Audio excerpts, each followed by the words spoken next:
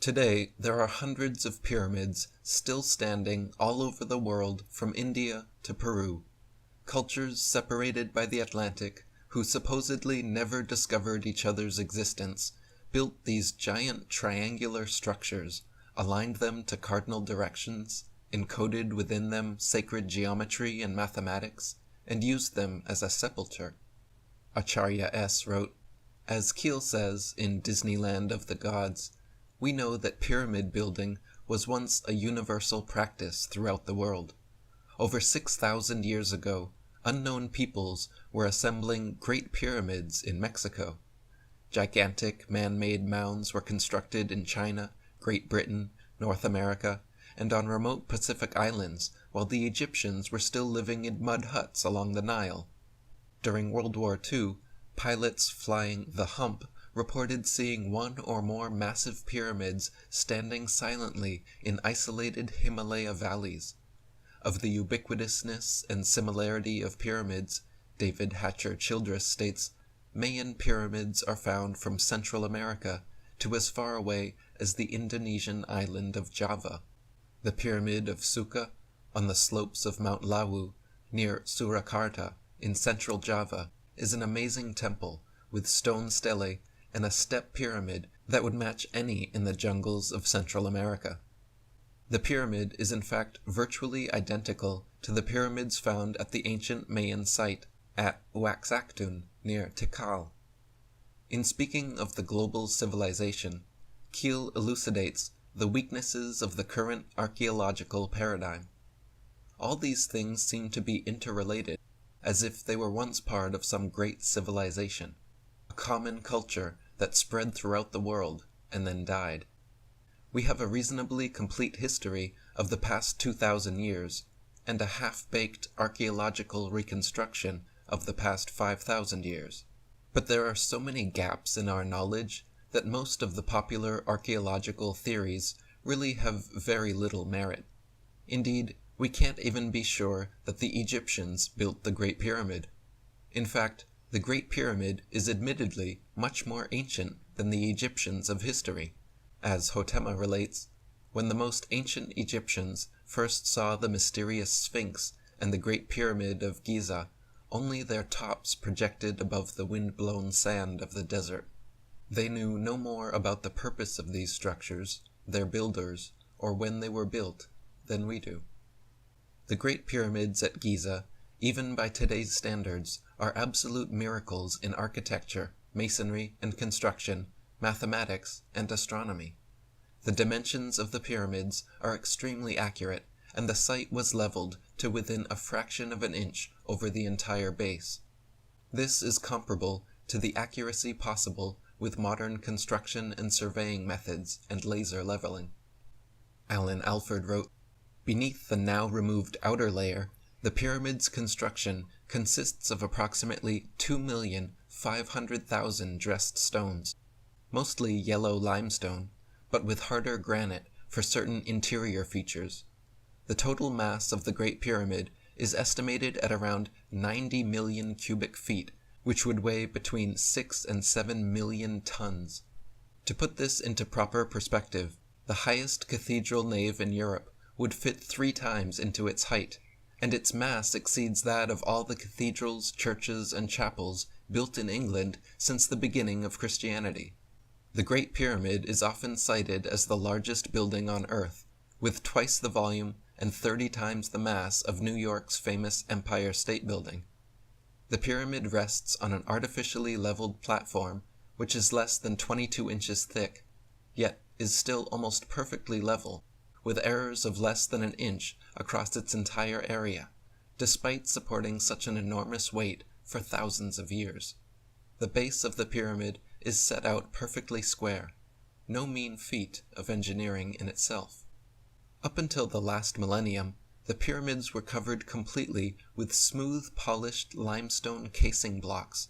In other words, the pyramids were not an irregular-looking series of steps with a missing capstone like they are now. They were covered with 115,000 10-ton casing sheets of polished limestone, fitted so perfectly that a razor's edge couldn't get between the casings. less than 1/50th of an inch. The Egyptians wrote how it reflected the sun like a mirror on all sides. Today, there are still a few polished casings left over at the base of one side. Alan Alford wrote, "Our first example of 20th century engineering in the Giza pyramids is the 6-sided limestone casing blocks, which were polished and precision carved to fit perfectly with each other and the core stones, with joints measuring less than 1/50th of an inch. As if this was not incredible enough, all of these stones were found to be joined together with an extremely fine but strong cement, which had been applied evenly on semi-vertical faces across a surface expanse covering 21 acres on the Great Pyramid alone." The second example is the internal passages of the Great Pyramid. These passages have been measured countless times and found to be perfectly straight, with a deviation, in the case of the descending passage, of less than 1/50th of an inch along its masonry part. Over a length of 150 feet, that is incredible. If one includes the further 200 feet of passage bored through the solid rock, the error is less than 1/4 of an inch. Now this is engineering of the highest precision, comparable with 20th century technology, but supposedly achieved 4,500 years ago. Our third example is the machining of granite within the pyramids. One of the first archaeologists to carry out a thorough survey of the pyramid was Petrie, who was particularly struck by the granite coffer in the king's chamber. The precision with which the coffer had been carved out of a single block of extremely hard granite struck him as quite remarkable. Petrie estimated that diamond-tipped drills would need to have been applied with a pressure of 2 tons in order to hollow out the granite box. It was not a serious suggestion as to the method actually used, but simply his way of expressing the impossibility of creating that artifact using 19th century technology. It is still a difficult challenge even with 20th century technology, and yet we are supposed to believe that Khufu achieved this at a time when the Egyptians possessed only the most basic copper hand tools. Under the pyramids are large tunnels, hundreds of meters deep, drilled into limestone bedrock with almost perfect 90-degree angles. This kind of drilling technology has only existed, in our current paradigm, for under a century. So how were they drilling, chiseling, and lifting all these megalithic structures? In a famous meeting with a panel of Egyptologists, author of Giza Power Plant Christopher Dunn brought a slab of granite, a hammer, and a copper chisel, and asked for a demonstration of how Egyptians were supposed to have chiseled out 1,000-ton granite obelisks using simple hand tools. After a few whacks at it, the copper chisel had a deep indent, and not a chip of granite was displaced. Alan Alford wrote, "Chris Dunn found that many artifacts bore the same marks as conventional 20th century machining methods, sawing, lathe, and milling practices. He was particularly interested, however, in the evidence of a modern processing technique known as trepanning. This process is used to excavate a hollow in a block of hard stone by first drilling and then breaking out the remaining core. Petrie had studied both the hollows and the cores, and been astonished to find spiral grooves on the core which indicated a drill feed rate of 0.1 inches per revolution of the drill. This initially seemed to be impossible. In 1983, Dunn had ascertained that industrial diamond drills could cut granite with a drill rotation speed of 900 revolutions per minute and a feed rate of 0.0002 inches per revolution. What these technicalities actually mean is that the ancient Egyptians were cutting their granite with a feed rate 500 times greater than 1983 technology. W. M. Petrie wrote, "On the granite core, the spiral of the cut sinks 1 inch in the circumference of 6 inches, a rate of plowing out which is astonishing. These rapid spiral grooves cannot be ascribed to anything but the descent of the drill into the granite under enormous pressure." Graham Hancock wrote, "Wasn't it peculiar that at the supposed dawn of human civilization, more than 4,500 years ago, the ancient Egyptians had acquired what sounded like industrial-age drills packing a ton or more of punch and capable of slicking through hard stones like hot knives through butter. W.M. Petrie wrote, "In the first and second pyramids in Giza, there are granite portcullises in the lower passages which still baffle experts today. Firstly, their complex designs suggest a use much more advanced than deterring robbers, the Egyptologist explanation. It would take about 50 men to lift the portcullis slabs into place, yet the narrow corridors they are positioned into could have only been occupied by a few men at a time. The pyramids also encode high mathematics supposedly unknown to the simple ancient Egyptians. To begin with, the pyramids are located precisely on the 30th degree latitude and aligned to within 3 arc minutes of true north. These are beyond coincidence, so it can be assumed that they could very accurately measure both latitude and longitude. The ratio of the Great Pyramid's height to its base perimeter is exactly pi, 3.14. The King's Chamber and other rooms are perfect golden rectangles, expressing the mystical number of phi, 1.618. The ratio between successive numbers in the Fibonacci sequence increasingly approach phi as you go on from 0, 1, 1, 2, 3, 5, 8, 13, 21, 34. The resulting graph is known as the fractal golden spiral and looks like a conch shell. Establishment Egyptologists say these mathematical considerations are all coincidence, maintaining that ancient Egyptians didn't possess these concepts. But the reality is, the ancient Egyptians did possess higher math, and they purposely encoded it into their construction. Graham Hancock wrote, "Some routine mathematical games were built into the dimensions of the sarcophagus. For example, it had an internal volume of 1,166.4 liters, and an external volume of exactly twice that, 2,332.8 liters. Such a precise coincidence could not have been arrived at accidentally. The walls of the coffer had been cut to machine-age tolerances by craftsmen of enormous skill and experience. In the King's Chamber, the floor diagonal is precisely twice the room's height. W.M. Petrie says, they managed to place the King's Chamber perfectly where the vertical section of the pyramid was halved, where the area of the horizontal section was half that of the base, where the diagonal from corner to corner was equal to the length of the base, and where the width of the face was equal to half the diagonal of the base. Do you suppose these mathematics were accidental?" Egyptologists say that the Giza pyramids were built for 3 pharaohs over the course of 100 years.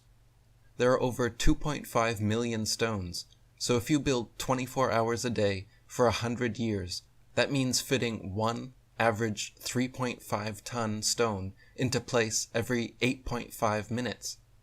Using current technology, multiple cranes and work crews, we still couldn't make that kind of time, nor could we match the craftsmanship. 6 million tons of stone, underground tunnels, chambers, corridors, 45 and 90-degree shafts, pi and phi ratios, golden rectangles, and other mathematical inclusions, perfect cardinal alignments, right angles, astrological considerations, and flawless masonry. How did ancient man the whole world over build these huge, magnificent pyramids? They stacked stones so heavy, many of which cannot be lifted into place with the technology and machinery available today. They quarried these stones from miles away and fitted them together so seamlessly that you can't fit a blade between them. Also in Egypt, tens of thousands of diorite bowls have been found with hieroglyphs engraved. Diorite is one of the hardest stones on earth, harder than iron, yet intricate inscriptions have been made not through the use of chisels or scraping, but some unknown ancient technology. Whatever it was capable of etching lines 1/150th of an inch wide, often in sets of parallel lines separated by a mere 1/30th of an inch. The same kind of workmanship has been found in vases, urns, and other pottery unearthed at the Pyramid of Zoser. Graham Hancock says, "There was no technology known to have been available to the ancient Egyptians capable of achieving such results, nor, for that matter, would any stone carver today be able to match them, even if he were working with the best tungsten carbide tools. The implication, therefore, is that an unknown or secret technology had been put to use in ancient Egypt." The Sphinx, which Egyptologists say is less than 5,000 years old, is actually at least 10,000 years old based on its weathering alone. Geologists confirm that it has been eroded by massive amounts of water which hasn't been present in the Sahara for about 10,000 years. Egyptologists claim this weathering is just wind and sand erosion, but geologists like Robert Schoch find that hard to swallow. Albert Alford wrote, "In October 1991, Dr. Robert Schoch, a geologist at Boston University, presented detailed evidence that the Sphinx was thousands of years older than the commonly accepted date of 2500 BC. His conclusion was based on the weathering profile of the limestone rock out of which the Sphinx had been carved. Visitors to the Sphinx today can clearly see the vertical weathering profile in the limestone trench surrounding the Sphinx. This erosion, according to the science of geology, could only be the result of prolonged rainfall, in contrast to the dry weather experienced in Egypt since 2500 BC.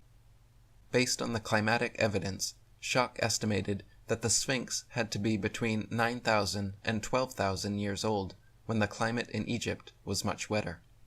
Acharya S. wrote, "In fact, although Egypt is often given the honor of being the originator of much human culture, the Egyptians themselves recorded that they were the inheritors of a great civilization that came from elsewhere. Indeed, the Egyptian culture seemingly appeared out of nowhere at a high level of development, as did the Sumero-Mesopotamian and South American. This fact is explainable if the civilizers were advanced groups coming from elsewhere, from lands that had been destroyed by climatic change, war, or other cataclysm. Tlachihualtepetl, the man-made mountain in Mexico, is a ziggurat 3 times the size of the Great Pyramid. The base length of the Pyramid of the Sun at Teotihuacan is almost identical in length to the base of the Great Pyramid at Giza. What are those odds? Teotihuacan means the place where men become gods. They claim their pyramids and temples were instruments for transforming the soul after death, exactly as the Egyptians did. This theme is all over the ancient world. Ancient Tibetans, the Egyptians, and Native Americans all had complex systems, multi-stage challenges for recently deceased souls to overcome in the afterlife. Specific stages of the different cultures' afterlife journeys even match up. The Mayans and the Egyptians both believed in stellar rebirth, where kings, pharaohs, and heroes die and are reborn as stars." And Colin Renfrew wrote, "Archaeologists all over the world have realized that much of prehistory, as written in the existing textbooks, is inadequate, some of it, quite simply, wrong. It has been suggested that the changes now at work in prehistory herald the shift to a new paradigm, made necessary by the collapse of the first paradigm."